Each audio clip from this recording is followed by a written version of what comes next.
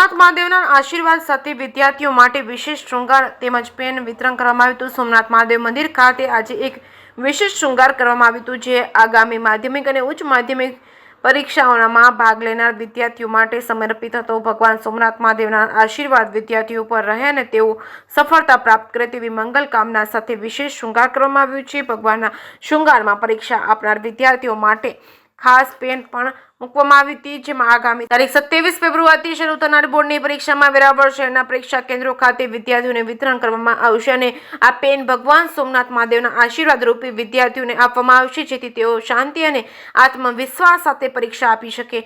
વિદ્યાર્થીઓ આપણા દેશનું ભવિષ્ય છે। ભગવાન સોમનાથ મહાદેવના આશીર્વાદથી તેઓ તેમના જીવનમાં સફળતા પ્રાપ્ત કરે। આ પેન વિતરણ એ વિદ્યાર્થીઓને પ્રોત્સાહિત કરવાનો છે, તેમને ભગવાનના આશીર્વાદ જોડે રાખવાનો એક નાનકડો પ્રયાસ છે।